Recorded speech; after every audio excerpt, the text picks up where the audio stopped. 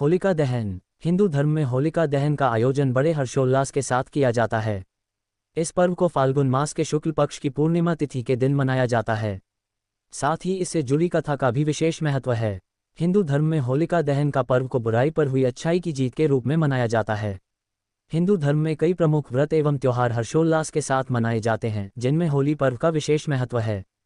होली पर्व की शुरुआत वास्तव में होलिका दहन से होती है।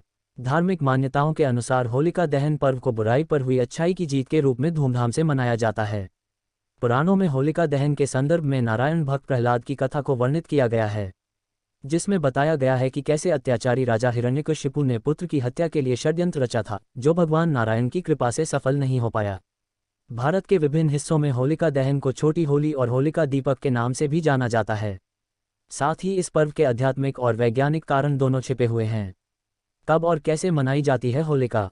हिंदू पंचांग के अनुसार प्रत्येक वर्ष फाल्गुन मास के शुक्ल पक्ष की पूर्णिमा तिथि पर प्रदोष काल में होलिका दहन का आयोजन किया जाता है।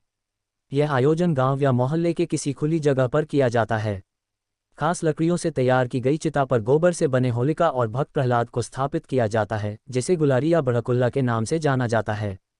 इसके बाद होलिका दहन के शुभ मुहूर्त में होलिका के पास गोबर से बनी ढाल भी रखी जाती है और 4 मालाएं जो मौली, फूल, गुलाल, ढाल और गोबर से बने खिलौनों से बनाई जाती है, उन्हें अलग से रख लिया जाता है। इनमें से एक माला पितरों के नाम समर्पित होती है, दूसरी माला हनुमान जी के लिए, तीसरी शीतला माता और चौथी माला घर परिवार के लिए रखी जाती है।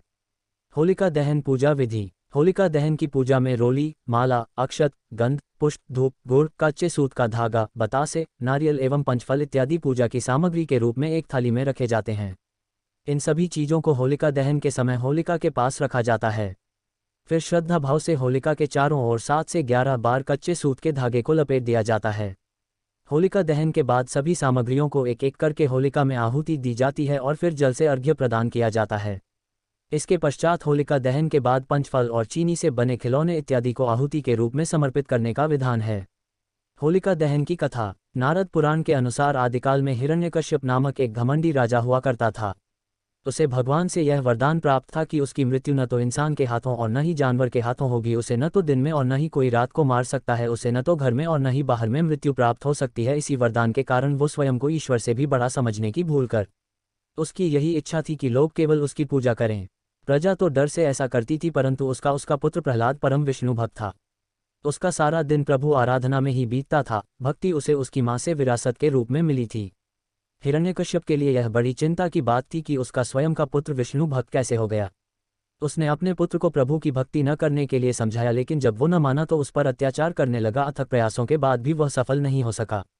हिरण्यकश्यप के अत्याचारों को सहने के बाद भी प्रहलाद ने पूजा अर्चना नहीं छोड़ी। तब राजा चिंतित होकर सोचने लगा कैसे प्रहलाद को भक्ति मार्ग से हटाए। उसने अपने पुत्र से कहा, प्रहलाद, मैं सर्वशक्तिमान हूँ, इसलिए मेरे होते तुम किसी भी भगवान की पूजा मत करना।